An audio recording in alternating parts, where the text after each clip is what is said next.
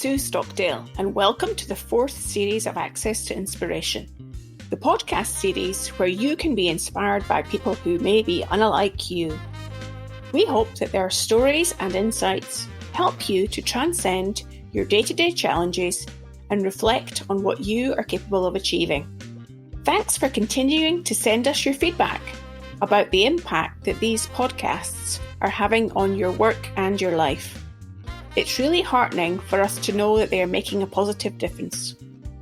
And you may recall that in the final episode of Series 3, adventurer Paul Rose talked about the importance of being useful.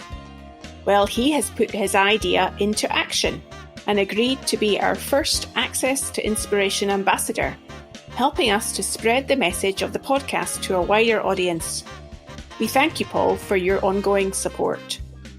Another key member of our team is Matías de Ezcurra, who edits our podcasts and makes them sound great. Matías, who lives in Argentina, talked to me about his work, which involves more than just editing podcasts. And I was also curious to find out if the podcasts have an inspirational effect on him. So tell us, what is your job when you're being a sound designer? What does it involve? Well, actually, sound designer job involves a lot of things, but my work involves much more things. For example, I play the cello, so I teach cello. That's part of my job. I studied electroacoustic composition in university. While I was studying music and I was playing, I never thought I could make a living from playing. Then you see that you can, but there are different ways to do it. But I started working in editing sound, mainly for television and then for movies. And then 2 years ago, I found these sites like People Per Hour, like Upwork, where you can work online and to a lot of places in the world. And then I started editing podcasts and my field of work expanded a lot. It became anything that is related to sound editing or creating effects or editing music or playing, or mainly is that I edit sound in different ways. And the other half of my day is I teach cello. I give lessons in the music school here. And with all of that, I make my living. I always enjoyed doing different things and learning different things. When I was younger, I was learning. I thought, should I focus just in playing music? Should I focus just in sound? I studied engineering first for a couple of years before deciding to go into composition. But as they are all related, so far I managed to keep it like that. So really, sound is at the heart of everything that you're doing, whether it's teaching cello, whether it's editing film soundtracks, editing podcasts. Sound is at the heart of what you're doing. I guess I'm wondering, when you're listening to sound, what does it evoke within you? That's a good question. When I started studying composition, it was electroacoustic composition. And in that kind of music, you focus in sound itself. It's not focusing just in notes or in melodies. It focuses on the sound itself. So I studied sound and we studied how the ear works and how the physics of the sound work. And I was fascinated by it. Just the idea of air particles vibrating and at some point something hit something else and that vibration was transformed in different ways until it got to your ear and your brain makes some interpretation and you hear something and you feel something then. A lot of things happened and then they become something completely different inside every person. You will hear something and you will feel something and I will feel something else just by a sound, depending on your experiences. What I'm hearing is your fascination with the process of how sound is created and the effect it has on the recipient. Yes, I was always fascinated by that. When I studied electroacoustic composition, then I started to realize I was really fascinated by sound itself. But then you keep on studying and then you lose a little bit of that feeling. And that's why I started saying, once in a while, I think about that, because those sensations are the ones that I think we shouldn't lose. Those feelings that get you started at something. I had that passion for sound. And then different ways. I played the guitar and whatever I did. But not to lose that feeling, that original feeling, that passion, I think that's really important. And I think that's something that's in your podcast a lot. And you're absolutely right. That's what we're aiming to do, is to instill the passion or the belief in somebody else that drives them to take action, to do something different. And it sounds like from your early experiences in sound that you were motivated to want to learn more about it. That's right. So when you've been listening whilst editing the Access to Inspiration podcasts, Matías, what has struck you about any of the episodes you've heard? What's caused you to perhaps reflect differently about things? I think that mainly this feeling, because, well, as the name of your podcast is, and I think that that's what you're aiming for in every interview. All the people that appear in your podcast, they all have this feeling I was mentioning, right? They have this passion and they have this search. You don't hear them saying, well, this is just my job and that's all. No, they are looking for something else, always looking for something else.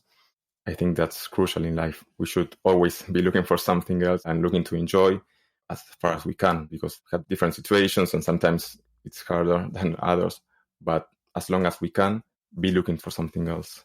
That feeling, I think, is really important. In fact, lately that I have maybe more choice with the work I do, I try to choose projects that have this kind of feeling. I am right now editing 2 or 3 other podcasts in a regular basis, and they all have this inspiration message. It's something I like because it's not just editing an interview, but it's being part of something else. While I edit, I also get that message. So it's inspiring me, and I'm being part of a team that is also helping to inspire other people. So that, as a general thing, I think is really important. So the essence of what you're hearing is having an inspirational effect on you as you're listening to the podcasts. Yes, that's right. I'm sure our listeners are pleased to learn a bit more about you, Matías, and the work that you do. And please keep up the good work in editing these podcasts. It's been great to speak to you. Thank you, Sue. It's a pleasure for me to take part in this team, and I really appreciate it. Now, looking forward to the upcoming series, there are 2 themes that stand out from all of the episodes, which are sustainability and pioneering. I think that the COVID pandemic has caused many people to reevaluate how they live their lives. And it has been a wake-up call for us to address some of the bigger societal issues, such as how we interact with one another, how we consume resources, and how we reconnect with nature. Some of our guests in this upcoming series talk about these topics. Navi Radjou is a leadership thinker whose TED Talk on frugal innovation has been viewed over 2 million times. He has some fascinating thoughts on how we need to reinvent how we live and work. We also have Anne Plun van Eysden, who is transforming the stationery industry by making paper from rocks. She founded her company in 2015 to create an alternative and more sustainable approach to how paper is manufactured.